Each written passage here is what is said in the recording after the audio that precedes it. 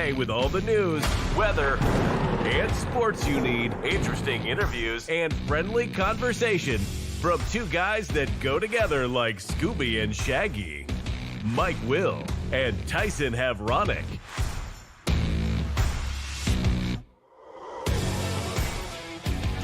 Morning, everyone. Welcome to another edition of Huddle Up here on Extreme Sports. Welcome to a Monday, the 13th day of October for 2025. Mike Will, Tyson Havronic with you, ready to get your week started. All your news, weather, and sports that you need to get out the door here this morning. Well, we got a ton of things to talk about here today. For the first time since 2014, Nebraska is ranked in the latest AP college football poll. The Huskers come in at number 25 this week. We'll take a look at the top 10 here this morning. The Nebraska football team now 5-1 on the season after Saturday's 34-31 win over Maryland. Got some comments coming up from Husker head coach Matt Rule. The Nebraska volleyball team, they continue to roll. The Huskers now 16-0 on the season. They beat Purdue on the road over the weekend. The Nebraska women's soccer team, they beat Maryland yesterday in a match in Lincoln. Hastings College football team had the weekend off. They'll get ready to play Concordia coming up on Saturday at Lloyd Wilson Field. The Hastings College volleyball team, they were busy over the weekend with matches on both Friday and Saturday. Soccer teams were in action on Saturday against the Dordt Defenders. We've got the UNK football team and the volleyball team in action over the weekend.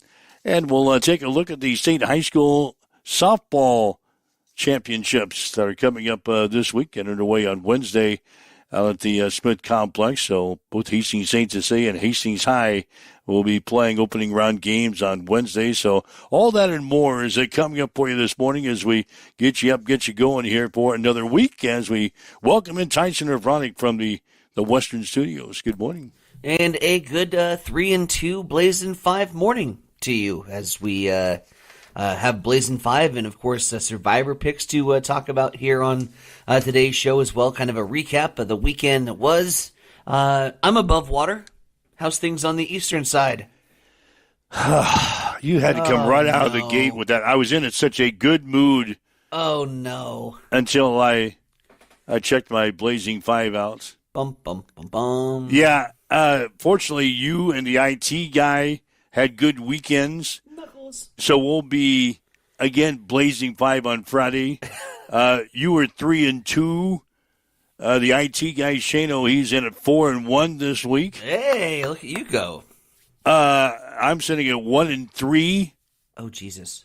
And I've got the Bills going tonight. That's right. You're jumping on the Bills bandwagon tonight. So, I'm, again, another week that I'm down the crapper. I don't expect anybody to have navigated the just chaos that ensued on college football on Saturday. I mean, you're going to break open the rankings here in a little bit for the much anticipated reveal of the AP sports writers that think they know what they're doing. You're going to break that open in a bit, and there's topsy-turviness all over college football, man. I mean, the big dogs went down. There was just total chaos. So if you navigated a college football Saturday with your best bets on the sheet, kudos to you. I managed to split Saturday somehow. Came out and was like, wow, we made it out okay. You know who didn't make it out okay, and probably where we should lead, a game that was looking like an automatic loss on the schedule during our preseason chats about the Nebraska football schedule and our predictions and how this season's going to go. A game that was in the automatic loss category looks like it could be flipped to a win. A game that was in the win category that we were gonna roll now looks like it could be an L. The topsy-turviness in the last 3 weeks in the Big Ten.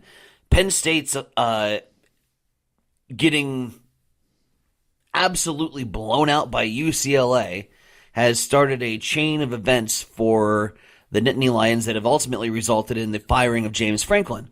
UCLA, who fired their coach, all of a sudden apparently that's all they needed to do because now it's the new Heisel effect over at UCLA, and they've rattled off two straight. and they look really good in doing so. So the UCLA game is now kind of flipped to that. I'm a little bit more concerned than I should be. And the Penn State game is that with Drew Aller going out for the year.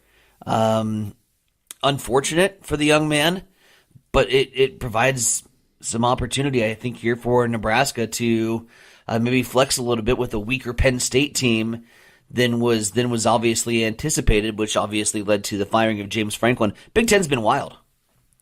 Yeah, Franklin gets fired. Not only did he go out to UCLA and lose to the Bruins, then he lays the egg, or his team lays the egg this week against Northwestern, and they lose to Northwestern. Both of those games, by the way, UCLA and Northwestern, they were over 20-point favorites. Yeah, double digits. In each of those games. Penn State will become the first team since the FBS and FCS split in 1978 to lose consecutive games while favored by 20 points or more in each game. By the way, so James Franklin, he gets fired yesterday at Penn State after 12 seasons. He's owed $49 million in his contract as the buyout. That's the second biggest buyout in college football history behind Jimbo Fisher, who got a $76 million buyout when he was fired at Texas A&M. So Franklin, it's not like he's pissed off this morning. Yeah, he's not going to go without any meals here. $49 million. Wow. Well, he'd be his buyout to get rid of him at Penn State. Now, we might as well talk about it early. Now, are you gonna start it? Yeah, let's start it. Okay. Matt Rule, he's a Penn State alum. Brought up. He was brought up around the Penn State program. Do they call Matt Rule and see if they can sway him away from Nebraska? That's a lot of talk right now on the social media sites. Oh, he won't go. He loves Nebraska. Money talks. Money talks. But, I mean, he's like, it's not like Matt Rule's searching for the $5 value meal either with his contract at Nebraska. Like we've got plenty of money, but here's the thing, like, if you want the guy, if you think Rule's the guy, if you think Rule's the guy for the long term, go ahead and lock him up into a long extension now. Shut these rumors off, put him into a 10-year extension, have him get out and come out in front of it from the university standpoint. I hate doing this because this is exactly what I said was going to happen, and it's exactly the thing that we've always done, where we get off to a hot start in the season, and then everyone's thinking, okay, here we go, 5-1. Oh, now we're ranked. Now we're in the top 25. Woohoo! Let's go ahead and sign this guy into a long-term extension and put ourselves in a situation that if he wins 6 games next year, we can't fire him because the buyout factor. We could make it just like we could make that same mistake again. And we can go down that same trend again. Oh, we're top 25. Coach gets extended. Following year, we win 6 games.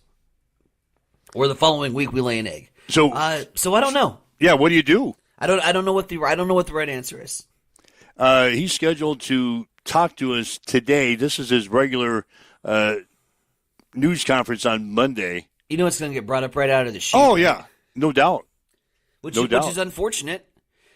You know, he wants to talk about picking up a win and get ready for a short week. Minnesota on the turnaround. Minnesota, a team that's had our number, and yet we're focused on the future, and we're focused on, like, let's focus on that freaking game from the Nebraska sports writer's perspective. But I get it; it's the only thing that you can't open social media and not hear about Rule potentially going to Penn State. Everyone's worried, and I understand. It seems like a good fit for Rule's situation. He's going to get paid a lot of money. But at the same time, I think we can say, hey, let's work to restructure your contract following the conclusion of this quote unquote championship caliber season here in year 3. That everybody sees the graphics for every single freaking drive on every single game. I don't know what the answer is. Yeah, it'll be interesting what they have to say today. If he's not interested in the job, and it seems like he's happy here. His wife has a business in Lincoln. He has got kids going to school in Lincoln. If he's not interested in the job, he's got his podcast going now. If he's not interested in the job, he needs to come out right out of the chute today and say that. His press conference is late this morning. He needs to come right out of the chute, have an opening statement, and say that. Yeah. Will we hear that? Probably not. I don't think any coach is going to say they're not interested in taking over your alma mater. Yeah, your alma mater. With the likes of legends. It'll be interesting because it's 2 legendary programs, right? Like every one of you look at Penn State and Nebraska, and there's so much history, and you want to be a part of an opportunity to do that. But again, I think he's happy here. I think there's several ways it could go. My hope is that if you are Troy Dannon and you're remotely interested in keeping Matt Rule around in 2026, I mean, Penn State, anybody at this point, if Nebraska flips the program and we flip the switch and we continue on the course that we are currently charting on, I think ultimately you're going to have to give Matt Rule some more money, just to keep him around from whether it's Penn State or any one of those big dogs in the SEC. I mean, hell, he's on everything. The Pat McAfee show. He's got appearances. I mean, he's making Nebraska cool again. and a lot of programs realize the visibility that he can put on to their programs, and they're going to want a piece of that pie. So if you're Troy Dannon, you're going to have irregardless of Penn State or not, you're having that conversation. But I think the two need to have that agreement. We'll do this after the season. Let's focus on football. Let's focus on continuing to win. I don't want to deal with these distractions right now. And I think that's what you're probably going to hear. It's going to be coach speak. It's going to be like, hey, man, we're focused on Minnesota right now. I'm not worried about these outside distractions. But it's in the back there. It's in the back of the mind. So it'll be interesting. I'm very curious to listen into the press conference this morning. All right, James Franklin again leaves or gets fired after 12 seasons at Penn State.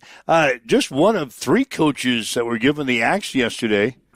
Alabama Birmingham has fired former Super Bowl winning quarterback Trent Dilfer as its head coach a day after the Blazers lost their 3rd straight game, 53-33 at Florida Atlantic to fall to 2-4 in the season. Dilfer had a 9-21 record in 2+ seasons at Alabama Birmingham.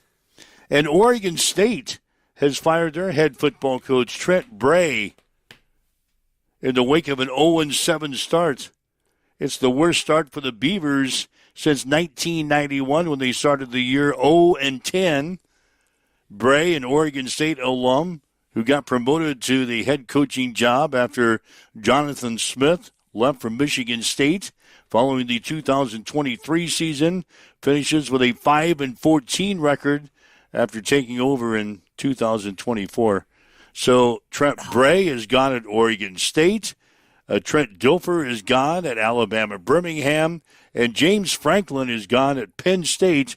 3 coaches given the axe after college football action on Saturday. How beautiful would it be if Oregon State dials 1-800-SPRINKLES? Oh, not again. Here's the thing. Not again. Here's the thing. Nebraska hires Scott Frost. Scott Frost gets fired. Scott Frost goes back to his alma mater, Central Florida. Nebraska hired Sprinkles away from Oregon State. If Sprinkles was to go back to Oregon State, it would kind of reset the college football universe, right? Hasn't he been back there twice already? I think he's been twice in consulting roles. I don't believe he's head coached. So he just went back there as a consultant to right. All right. I don't know. Higher sprinkles back there at Oregon State. I mean, you're 0 what'd you say? 0-6? 0-5? You haven't won a game. 0-7. Yeah, you haven't won a game yet. At least have a guy that's gonna give you cupcakes after you make a 3-and-out defensive stop. A little ice cream. Do a little hip hip hooray in the locker room when you score a touchdown. I don't know, but yeah, that would be a fun transition to see Sprinkles back on the sidelines. Ryan Martin chiming in on the social media pages. Rule will stay put. Has not been here long enough to make the move. He is better at building a program rather than a program that has been rolling. Too much of a gamble for him right now. I mean, and I agree. Like, the dude is a celebrity. It has everything. Even chirping fans when we win football games, which is still beyond crazy to me. But the guy has it all, right? And I just think he's living his best life in Lincoln. I can't see it. No, I don't either. But I get why the conversation has started. I get the anticipation that this is a move that would be likely. At least phone calls and conversations that would be happening. But I just can't see the move because I feel like he's living his best life here in Lincoln, man. You know those phone calls have been made or are going to be made here in the next couple of hours. Feeling the waters, man. Yep. So yeah. That's what's going on while you got through your weekend. If you missed all that stuff, there's a lot to talk about today, and that's not even including the Huskers win the other night, which was, God, that was a good game on Saturday. We're just scratching the surface on everything. Yeah, right? We haven't even touched the game. Nebraska rallying in the fourth quarter to beat Maryland on Saturday, 34-31. That's our first comeback in the fourth quarter that we have had since 2022. Dylan Raiola caps it with a touchdown pass to Dane Key with 1 minute and 8 seconds remaining. Huskers win 34-31. They play at Minnesota on Friday. Like Tyson mentioned, a place that we haven't won in a long time. In fact, we haven't beaten Minnesota for a while. In Lincoln or in Minneapolis. Yeah. So. They're a team that's had our number. Go back to Michigan State and the resiliency, right? And let me propose this question to you. Before we get to our news break, and we can end on this thought. If I was to guarantee you that you would go 2-2 on your college football Saturday Blazing 5, I'm gonna analyze this in sports betting terms because that's what we do on the show. If I was to guarantee you that you were going to go 2-2 on college football Saturday on your Blazing 5, but on Sunday when the game mattered and you needed to pick up that win to go 3-2, you would hit. But you would be 3-2 every week.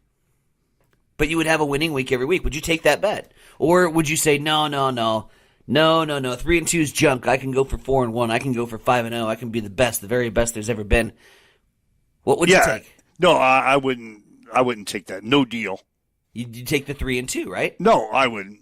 You wouldn't? No, because Okay. I feel that I have it in me to go 4-1.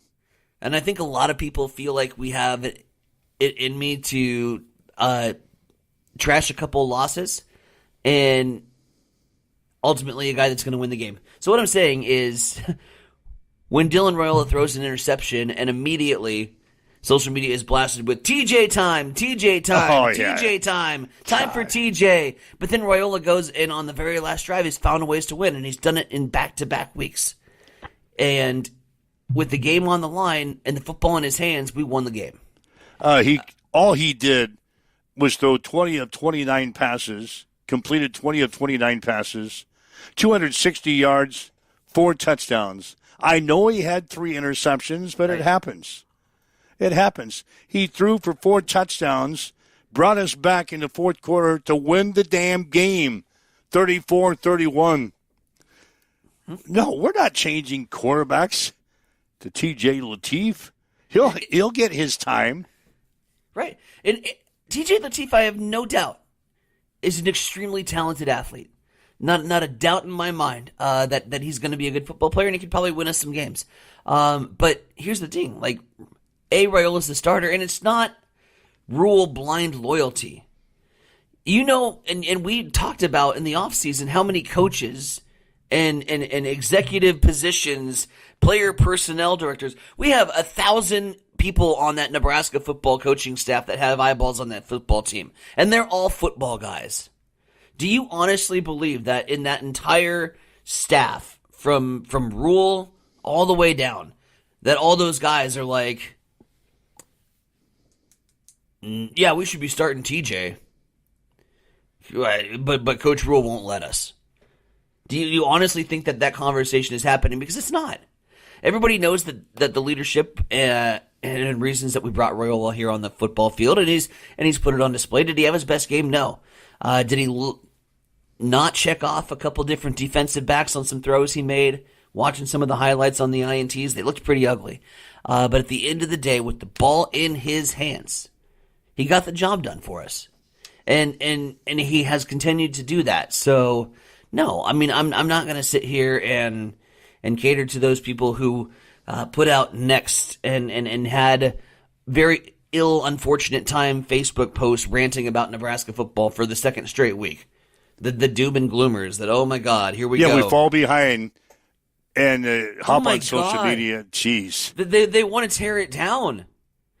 Like some of these are so extreme that you're reading through, and it's just like they want to tear down the whole program. They want to get rid of the coach, get rid of the quarterback, FTS, and start over. And I'm just like, we're down 3. Yeah. We're down 3 points with the football at the 8-yard line. Right. God. I know. I get it. It's, like we said last week, you should put your phone away if you're watching the football game. Put your phone away and stay off of social media until the game is over, and then have like an hour cooling down session if it goes the wrong way, and then post something intelligent, and not something that I'm going to roll my eyes to and go, "What is wrong with this guy?" Amber, good morning, fellers. What a fabulous weekend. Amber had a good sports weekend. Huskers win, Chiefs win. Denny Hamlin off to the SHIP. Oh, the ship. The championship in Phoenix. Yeah, the ship. I read that. I'm like, what the hell is the SHIP? Yeah, to the championship in Is that Phoenix. This weekend? No. Well, he won the race yesterday in Vegas. So he's qualified to be in the Final Four. Yep, he qualifies for the Final Four. So whatever happens in the next couple of weeks doesn't make any difference. Nope. He qualifies. He's going to be one of the 4 drivers. Does he even have to race? Yeah, he's got to race, but he'll be working on other things besides trying to win the races. So he's the first qualifier, and we have 3 more? Yep. And this is where I'm going to throw a name in the hat and pick our champion. And it's going. Oh, you did last year. Yeah, you did last year when I gave you the 4 that were going to run for the championship in Phoenix. And Joey Logano was the only one I knew. Yeah, and he's the one that won. So, one other thing I want to touch on before we get to the news break. Yeah. I was never so happy to lose a pick in my Blazing 5 as I was last night. I had the Lions. Yeah, you did. To beat the Chiefs. The Chiefs looked good last night. The Chiefs looked good. I was happy with what I saw. We beat the Lions 30-17, and I don't know if the game was even that close. Yeah, we dominated the game yesterday. Patrick Mahomes looked good. The wide receivers looked good. We're going to get our receiving core back to full health and off of suspension here next week. Yep. The Chiefs aren't done yet, gang. We're sitting at 3-3. If we would have lost the game last night and slipped 2-4, I might start inching close to the panic button. Not anymore. The Chiefs aren't going anywhere. No. We're going to get on a run here when we get everybody back, get everybody off of suspension, get everybody healthy. The Chiefs aren't going anywhere. They'll be right there at the end. I think they'll be right there.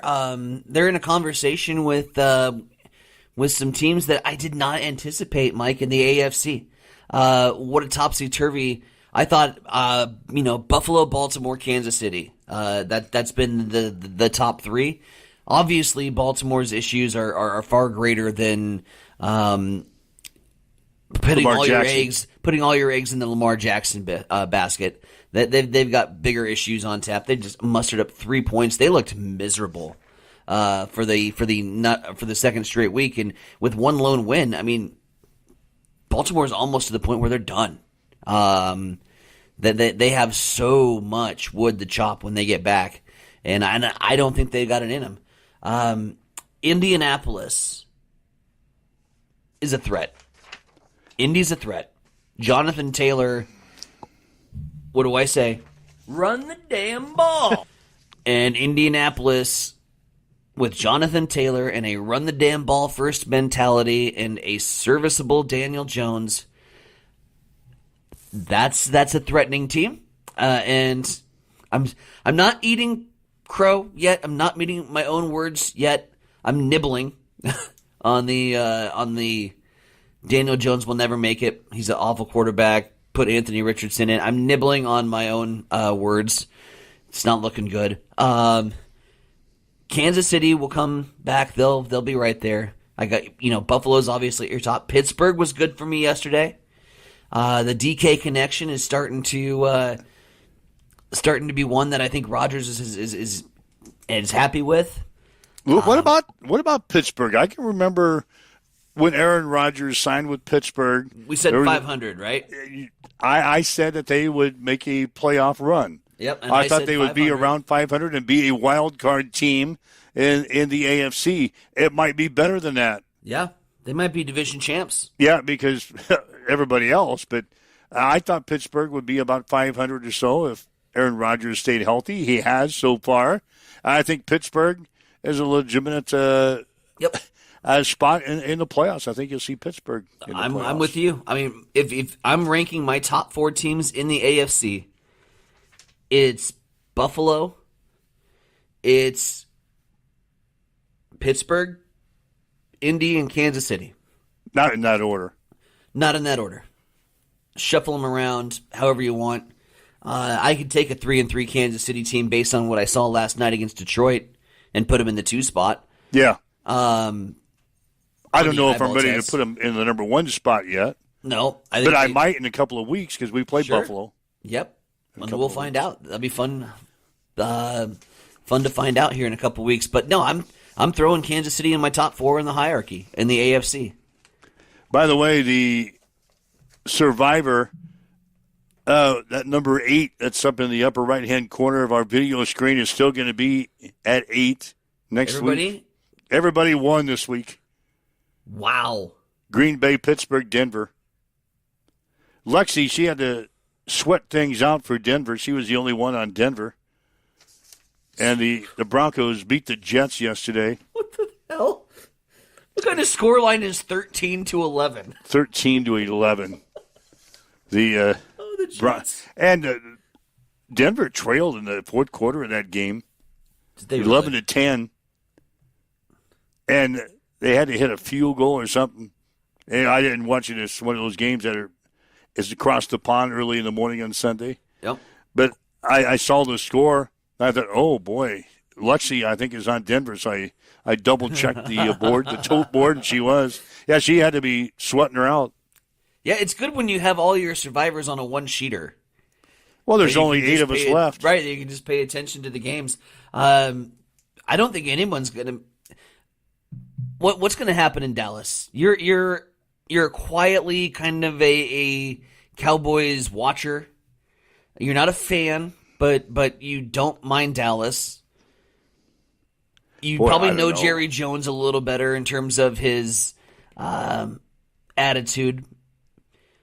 What's the temperature in Dallas? They're miserable. They don't look very good, do they?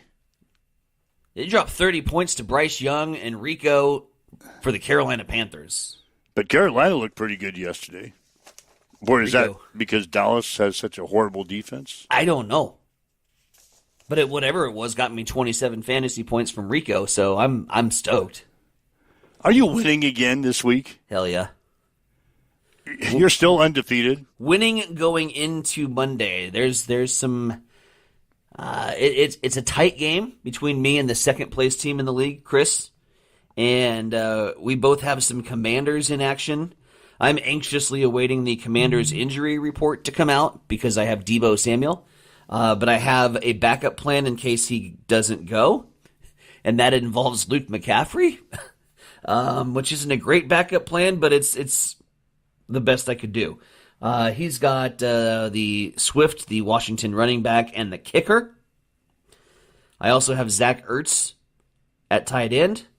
And I currently lead by a very thin margin of 15. So the game's still, according to ESPN projections, I'm an 87% favorite, but I'm not going to be confident until the clock hits 0.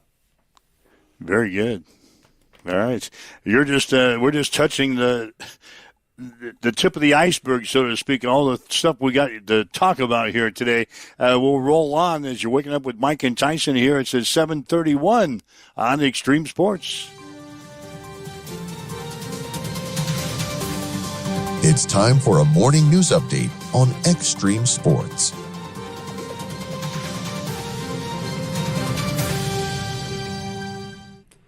We'll first start off in the metro, where Lincoln Public Schools is under the microscope after paying its former superintendent a 6-figure salary, even though it appears he did no work during the period of December 2024 through June of 2025. Nice work if you can get it.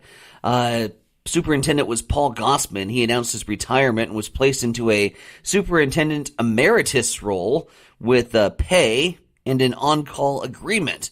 Records, however, obtained by the Flatwater Free Press show that Gossman did not exchange any emails with board members, assist any superintendents, or interim superintendent during the 6-month stretch.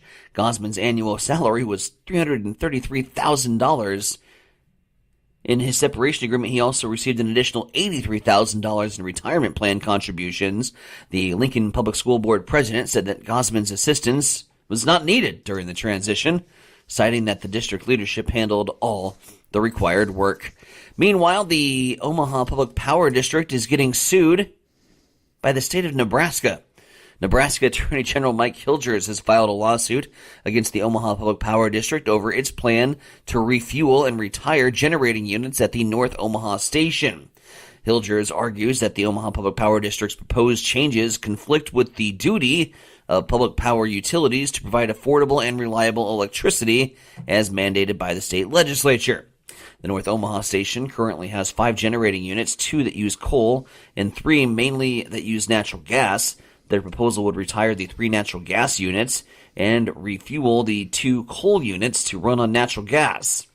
According to the Omaha Public Power District's projections, that move would save the utilities more than $40 million over 5 years and nearly $440 million over a 15-year stretch. And Governor Jim Pillen is putting the spotlight once again on property taxes, warning that Nebraska property taxes are among the highest in the nation and are placing an unsustainable burden on homeowners, farmers, businesses, and senior citizens.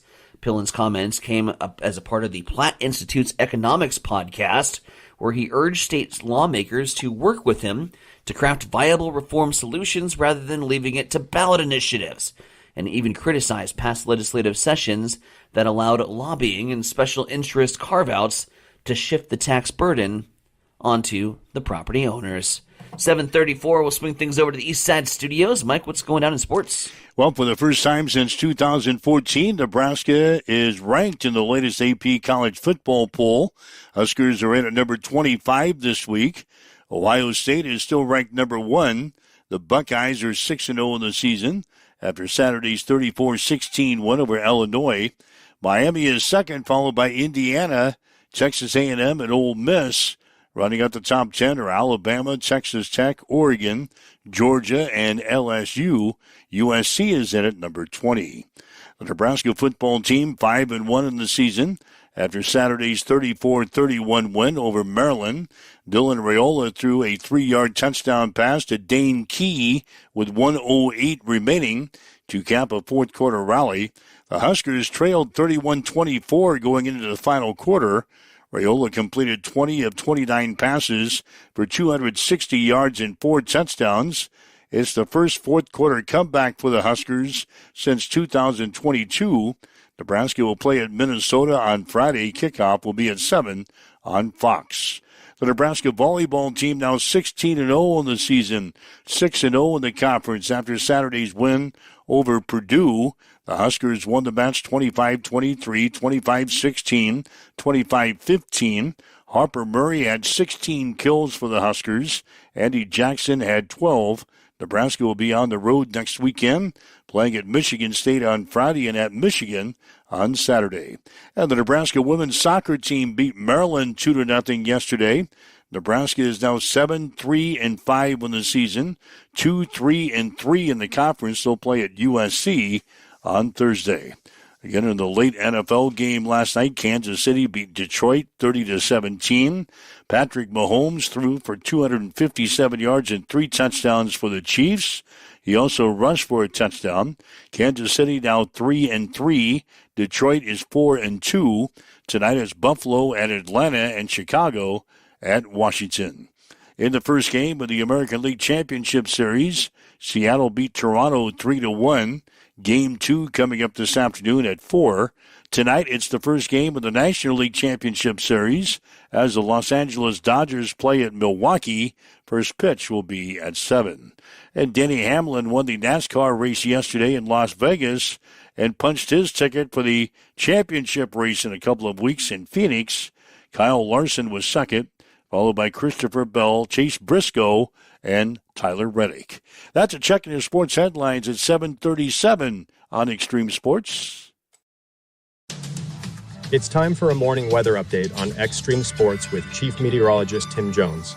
Fall weather sets back into the area on this Columbus Day because a cold front passed through the area yesterday. Hey everybody, Tim Jones, Nebraska Weather TV, looking at your forecast today. 63 is the high, mostly cloudy, increasing clouds through the morning and afternoon. Then we bring in chances for showers through the afternoon, evening, and then again on Tuesday. High of 67 on Tuesday. Then partly sunny skies Wednesday and a high of 79, and we incrementally get warmer the rest of the week. As you wake up, get going this morning, we've got north winds at 12 miles per hour. Partly cloudy. It is 51 in Hastings at Extreme Sports. At Bamboo Spa and Wellness Center in Hastings, you can now experience the Balancer Pro lymphatic system, a relaxing, touchless treatment that works while you simply sit back. Using the principles of manual lymphatic drainage, it helps flush out swelling, reduce toxins, ease muscle soreness, and promote total body wellness. Whether you're recovering from surgery, looking to contour and tone, aiming for weight loss, or just wanting to feel lighter and more energized, the Balancer Pro lymphatic system delivers results you can feel immediately. Perfect for athletes, post-op recovery, detox, or anyone who just wants to look and feel their best, because it's for everybody with a body. Come try it today at Bamboo Spa and Wellness Center, 208 South Burlington Avenue, Suite 101 in Hastings.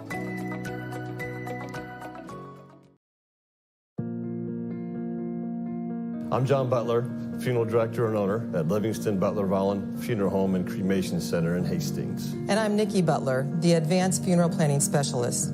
Whether you choose a traditional service, cremation, or a unique memorial service, our experienced staff is here to help guide you through every step. Visit us at lbvfh.com to learn more about our services and how we can support you. Livingston Butler Vollen Funeral Home and Cremation Center. We are here when your need is greatest.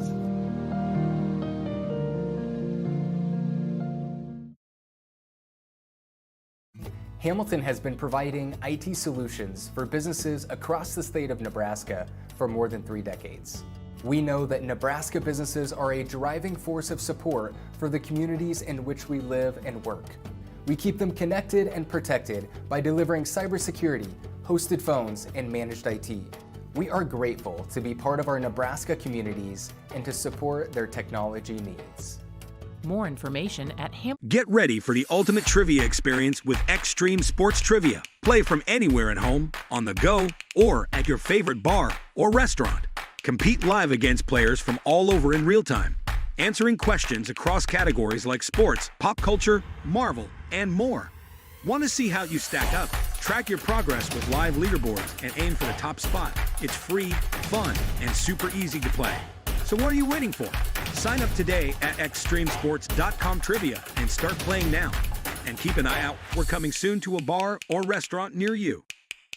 Mike Will, Tyson O'Brien with you on this Monday morning, the 13th day of October for 2025. Again, thanks for joining us. If you'd like to chime in on the discussion, you can. Call us on the Hamilton Telecommunications fan line at 402-834-1330, 402-834-1330. If you'd like to leave us a message, you can on our social media sites. Talked about maybe the potential of Matt Rule being looked at for the Penn State job, which opened over the weekend, or actually yesterday. Opened over the weekend with the firing of James Franklin. So if you want to chime in on your thoughts on that, go ahead. Give us a call or leave us a message. Anything else that's on your mind here today. Let's talk some Husker football, shall we? Let's hear from the coach himself. Huskers again picking up a win over Maryland on Saturday. Come from behind efforts in the fourth quarter, 34-31, the final score. Matt Rule says you got to give a lot of credit to Maryland. They played a good game. They battled. It's 24-14. They could have walked away. They battled back. I think they was, however many unanswered, 17 or whatever it was. I think that quarterback's going to be dynamic. He played really well. Couldn't get to him. They found a way to run the football to a degree, we were, I think, -3 on the day on the turnover margin. So, our turnovers, led to 17 points for them, so they scored 10 points in the first half off it, and then obviously the pick six. Love the resolve of our guys. They continue to battle. Special teams continues. I mean, you got, when I tell you how much I love this team, you got Kenneth Williams, doesn't even have a scholarship. He's out there running that kickoff return back. So he does now, by the way. That was wrong. That wrong was righted after the game. But no, just proud of our guys, and I want to give credit to them too. After the Huskers picked up the win, they went to the locker room, and then the coach sent them back out to celebrate the win with the fans. Yeah, I think maybe I did once before at Temple. We didn't get the kind of crowds we get here, so I think we had one great crowd, and I did it. But it wasn't planned. It wasn't anything. It was just more like, I have a bunch of guys that do exactly what they're told. They're trying to get in because, we want to get in and get on the road. But I wanted to make sure that I want our players to enjoy that moment. It's two straight close. There was a time where we were talking about bowl droughts and never winning a close game. Well, we're figuring a lot of that stuff out. So I wanted them to enjoy that moment, that reaction with their families, with their friends, with their fans, the people that came here. And so that was. This is living. Like, you don't get to feel this very often, you know what I mean? Like in our, and so I wanted them to enjoy it as long as possible. And again, we talked about the play of quarterback Dylan Raiola. Didn't have his best game, but he says he battled throughout the entire ballgame. He's just the ultimate competitor. It's why I get upset, sometimes when people, the national media, it's all the Mahomes compare. I'm like, this guy's a stone cold fighting winner, and he wants to win so badly. Ja'Cory, you guys saw that punt return, that last punt return, he reverses field, gets laid out, and instead of running off the field, he just runs right back in the huddle. Man, like, how can you not be inspired by those guys? So, Dylan, he'll go back and look at the tape. You kind of live by the Sardavis, where the touchdown he threw to Dane in the back of the end zone. I mean, that might have been, not a great decision, but he made it, and he made the play. The last touchdown to Dane there, the one-handed catch, like, that ball's at 6 inches less, it's picked off. It's the perfect throw, perfect catch. So, I'm proud of the kid. And the coach says that this team is starting to learn how to win close games. The biggest thing I felt was like no one was panicked on the sideline, but they weren't panicked last week. Like the Cincinnati game, that's three close wins, that comes down to the end, and our guys are very, very comfortable in the fourth quarter. And really, these are all the questions you guys have asked me about, like, hey, how are we going to get over this thing? And I said, hey, we're going to inoculate them by doing it all the time. We're going to teach it at a high level, and I thought we did it pretty well there. So that being said, we were 5-1 last year, And so, it's just about playing the next game, playing the next play, playing the next game. As corny as that sounds, man, I sit there the whole game. I can just tell you my nerves inside, guys, are going 100 miles a minute, and I just say play the next play. Play the next play. Like, just keep playing. So I'm preaching that. I believe it. All right, that's Matt Rule, his post-game comments from Saturday. Huskers beating Maryland 34-31. Nebraska 5-1 in the season. They'll play at Minnesota on Friday night. Mm-hmm. Friday night, 7 o'clock starting time on Fox. I just don't know. I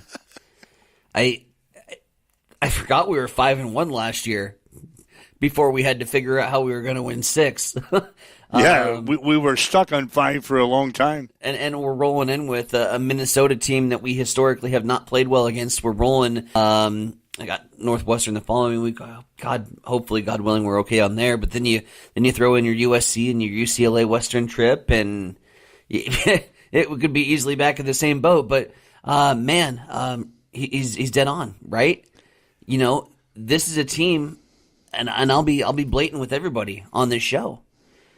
If this is the 2024 Huskers, we're 2-4 right now. And we're talking the most miserable set of circumstances and probably talking about replacements and backups and who's next and what coaches can we go after. But this is not the same team that we had in 2024. It's a team that's learning how to win those games, and I think it's time that we learn how to win as a fan base. So, yeah, I'm optimistic, but I hate the fact that it's a short week. I hate that it's a short week on the road. I absolutely, wholeheartedly, completely disagree with the Big Ten's decision to make their conference play games on Fridays, especially in a state where football is so sacred as Nebraska is, where you're forcing them to choose literally their way of life over their way of life, which is Friday Night Lights in the fall. I can't stand it, but here we are, and we got to go take care of business. We got to put all the outside animosity and distractions from the schedule aside, and we got to go beat PJ Fleck. We got to go sink their boat. So let's go fire some cannonballs across the bow, and let's go into the Minnesotan territory and come away with a dub. We're a good enough football team to do it, so we'll get after it this Friday. Okay, we'll obviously have more throughout the week here on Extreme Sports concerning that matchup. Closer to home, Hastings College volleyball team, they were in action over the weekend. Beat Dordt on Friday night, lost to Dakota Wesleyan on Saturday. You called both games. You had a chance to talk with the coach. What's his feelings? Well, we're going to talk with John Schmidt after the Dakota Wesleyan matchup this past Saturday. Big win on Friday. Top 4 team in the conference. Hastings College was at the very bottom in the GPAC standings, and they played their best volleyball of the year. And it was awesome to see when everything clicked. First 2 sets against Dakota Wesleyan, same story. Man, it was competitive volleyball. Dakota Wesleyan was a team that just dropped out of the top 25, so we knew that they were plenty talented. They had some outside hitters, and Broncos hung in there, even extended the matchups well beyond 25s. It was 28-26 at one point, and then the other one was 27-25 in the first 2 sets. So, nip and tuck with Dakota Wesleyan, and then they kind of flexed a little bit in set 3, but overall it was a pretty solid weekend for Hastings College. But now they get set for second-ranked Concordia coming into town here on Wednesday. So we'll talk about the weekend that was and preparations coming up for Wednesday with head volleyball coach John Schmidt. And welcome back to Extreme Sports as our coverage of Hastings College athletics continues here on this Saturday evening. Here at halftime of the Hastings College women's soccer match, a good opportunity to catch up with John Schmidt, the head coach of the Hastings College volleyball team. We've had Hastings College volleyball back-to-back nights. Last night, an exciting 3-set sweep over the Dordt defenders. So today, a matchup where it was even Stevens through the first 2, and then Dakota Wesleyan ultimately pulling away there in that 3rd set. Coach, I guess let's first of all start off by talking a little bit about today and coming after that high from the big win yesterday and what you saw out of the girls today. We started off very well. I mean, it was a very good match, the first two sets where we really competed well. It's the bottom line is that sometimes when you go from a night to a day game, we have to take care of ourselves the night before, and sometimes exhaustion plays a part into small things. And small things were taken care of for the most part, but we missed a couple of small things. That really is a difference. In volleyball, every point is a 2-point turnaround, and all we needed was one of those small things to be taken care of, and it would have been a very different response in both sets. And then going into the third sets with that momentum, who knows what would have been different. So, I mean, to me, it's just we played hard. We looked like we did last night in the first two sets, just fell short with both of them. That's all. Coach, let's talk about first and foremost, you mentioned it in the post-match show last night, this team's health, man. I mean, it's been just something different every night, and I know it's been frustrating for you as you haven't really had that synergy with the lineup because we constantly have to put different pieces in different places. Talk about this team's health and how close we are getting to maybe seeing the lineup that you're looking for.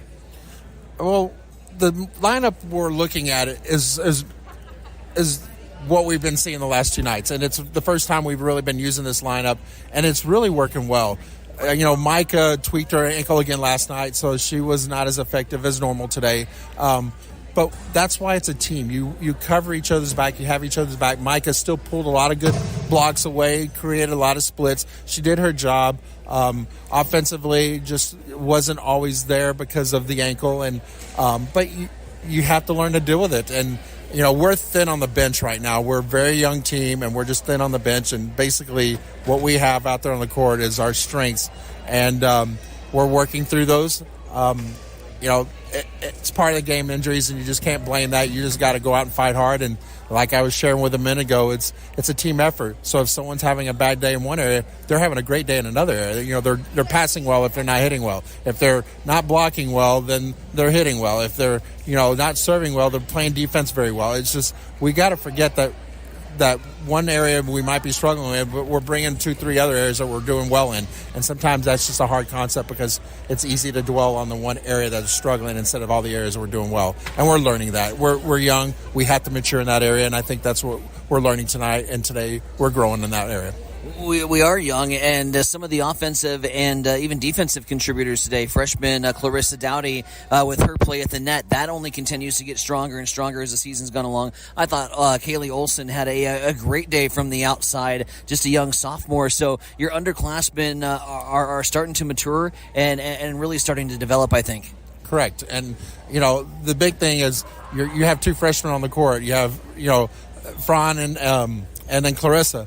But Clarissa has grown so much because she was hitting negative early in the season, and she has not hit negative. Now, I haven't seen the stats today, but I feel like she didn't hit negative again today.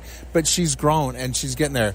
She's just a hard person on herself that she has to really be perfected. And I'm like, we're trying to teach her that, we're not going to be perfect, but you're giving your best, and you've grown so much. And she's seeing that, and we're getting her there. And I just ask for a big smile out of her every day, and that's what I'm looking for with her. Fran is doing better and better. We need the spring to really help those two freshmen to see a different game, because that's the hard part about fall sports. You don't get a lot of individual attention in the beginning. You don't get it till the spring. So they're going out there with what they had from high school and club, both of them. Our sophomores, they've had a year experience under their belt. They're starting to take it under their wings to be a little more leaders and maturity out there, especially like Micah, who's an incredible leader. But Kalia having her great game on the right side, and she's just picked that up. And those things that you're seeing, the growth is just that we want to see a little bit all together come together instead of one after the other or after the other. So it's been fun to watch them grow. And last night, all of them kind of pulled it together. Tonight, we just had some areas we struggled in, and other areas we did very good in, and we just have to know how to pick each other up through that. Wanted to talk a little bit about, we mentioned some of the younger classmen. Senior Alexis Pontine found this very interesting. After the second set, she was the one that was really kind of taking the lead, taking the charge in terms of firing up the troops and getting them ready to go there in that third set. How much do you rely upon her senior leadership in those moments to get the girls to respond? And truth is, I don't really name leaders. Leaders are natural, and everybody's a leader in some sort on the court. Some by action, some by words, some by example, things like that. What what Lexi brings to the court is that experience. She's been out there for 3 years prior to this year. Obviously at another place before here. She brings that, and to me today, it was really, really a blessing to see her step it up and say, "Hey, we got to do this as a team and not as individuals." And that's something that it's not like I've been waiting for that. I knew it was coming. It's just it really showed today, and it was a blessing to see that. And it's helping the sophomores and juniors to see how to lead in the future as well. And that's the key for this team. It's just leadership is going to be the key for us to be successful. Concordia comes to town Wednesday. We know the book on them. They are the second-ranked team in the nation for a reason. So many weapons on that team. How do you prepare your team to get fired up and to get ready to go against a nationally ranked opponent? Or does playing a nationally ranked opponent fire up the team in and of itself?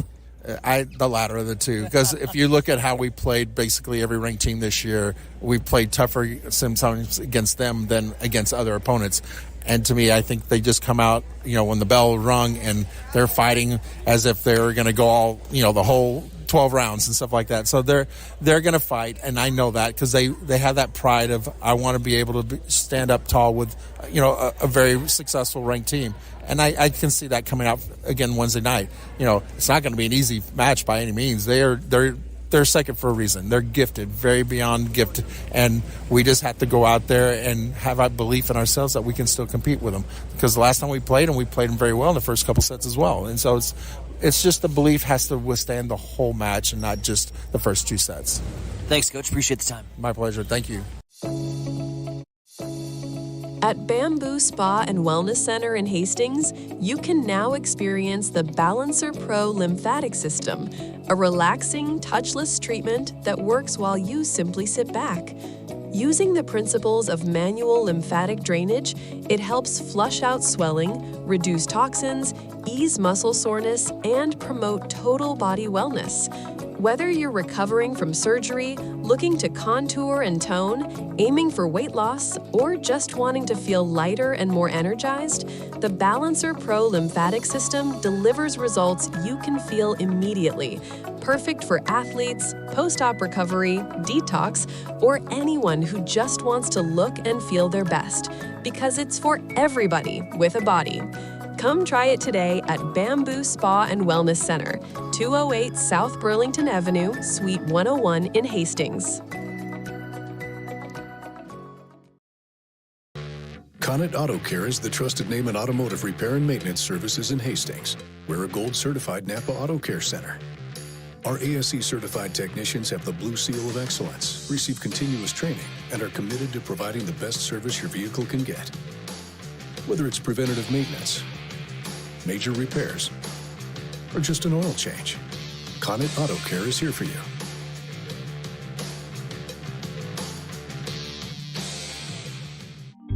Join us at Miletovist Winery for The Day the Internet Died, a hilarious mystery dinner that you become a part of. Hey, this is Mick inviting you to get your tickets for 2 unforgettable nights, October 18th and November 8th. Gather your friends, enjoy a great meal, crack the case before dessert. Seating is limited, so get your tickets today at MiletovistWinery.com, and don't miss the mystery that everyone will be talking about, The Day the Internet Died. Get your tickets online at MiletovistWinery.com, St. Paul, Nebraska. Well, Science Center Veronica with you on this Monday, 13th day of October, Columbus Day today. No banking. No banking, no mail. No mail? Oh, no. What will I ever do without bills? No bills today. One other thing we want to bring up, Hastings Saints SA are going to be the number 1 seed in Class C. They'll play Freeman on Wednesday, 2 o'clock at the State High School softball tournament out of the Smith Complex. Other games in Class C, Centura will play Utan Meade. Kearney Catholic will battle Central City, and NEN will take on Bishop Newman. Hastings High got in as a wild card team in Class B. They're going to play Beatrice on Wednesday at 11:30. The other opening round games, Northwest will play Ralston. Blair will take on Norris, and Omaha Skutt will battle Waverly. So the State High School softball championships will get underway on Wednesday at the Smith Complex. Again, the first couple of rounds will be in Hastings, and then all the championship games will move on to Omaha like they did last year. So that's what's going on. It's going to be a busy week again. It's great for Hastings High to be able to get into the state tournament. Extremely tough draw. You get the defending Class B champs and arguably the top team that a lot of people have their eyeballs on in Class B, along with Northwest out there. So tough road for Northwest, for St. Cecilia, back to business. 7 straight consecutive trips to the state softball tournament, but the one thing that the state softball tournament has been eluding the Hawkettes is that trip to Omaha, that trip to play for a state championship. Just one lone runner-up back in 2022. So we'll see if this is the year. St. Cecilia's got the top seed in Class C. They've got the quote-unquote proverbial best path to get there. But crazy things happen with 7 innings of softball, you know. You get into a pitching and defense duel and can't suddenly manufacture a run offensively, and then you're working your way up the consolation ladder. So we'll check all that action out on a Wednesday with the state softball tournament. Yeah, we'll let you know about the broadcast plans and such later on in the day, because it'll be a busy week with college volleyball. Like you mentioned, Wednesday with Concordia in town. We'll have stuff on the weekends as well. So we'll let you know our broadcast plans here as we develop those throughout the day. So a lot to talk about, and we have talked about a lot here this morning during the show today. It's kind of wait and see. Everybody's, I think we're kind of like you mentioned, Tyson. They're looking forward to hearing from the coach, Matt Rule. He's got a late morning news conference. This is his usual news conference, so it's not anything special. Nope. But I expect to maybe hear some special questions today. Right. I mean, yeah, if you're the Husker journalist or the Husker beat writers, that's probably one of the first things that you want to address because, you know, ideally I'm with you. I mean, I'd rather have him shut this down and channel all the conversation and all the questions to the game. And I'd love him to shut it down right out of the gates, saying, hey, man, like I'm just focused on Minnesota. I'm not going to worry about coaching positions and until I've got to worry about coaching positions. So we'll see. We'll see how the press conference plays out this morning. But want to get a quick couple comments here before we sign off today. Chief Indorf chiming in on the Steelers. Mentioned that they were in my top 5 in the AFC, and also mentioned that I was nibbling on my own words, not eating them at this point, but nibbling on them with Indianapolis and Daniel Jones. He's nibbling on his words about Aaron Rodgers. Season's still young, though. And, of course, my good buddy Russ chiming in. No World Series this year for the Cubs, as they were beat by the Brewers in the NLDS. But at least they made it further than the Cardinals. Just keep twisting the knife over there. Chicago fans, they're going to continue to make it further than St. Louis if our front office doesn't figure it out and spend some money this offseason. So enjoy your time ahead of St. Louis in the standings for now. Oh, jeez. For now. All right. So if you'd like to listen to the show again, you can go to our social media sites to download the podcast and listen to the show. Or if you missed a portion of the show, you can always go back and listen to it again. Thanks for joining us on this Monday. We'll do it again tomorrow morning, bright and early, 7 o'clock starting time here on Huddle Up on Extreme Sports. Have yourself a great day. You've been listening to Huddle Up on Extreme Sports, Central Nebraska's new home for sports. Join us every weekday morning from 7 until 8 on Extreme Sports.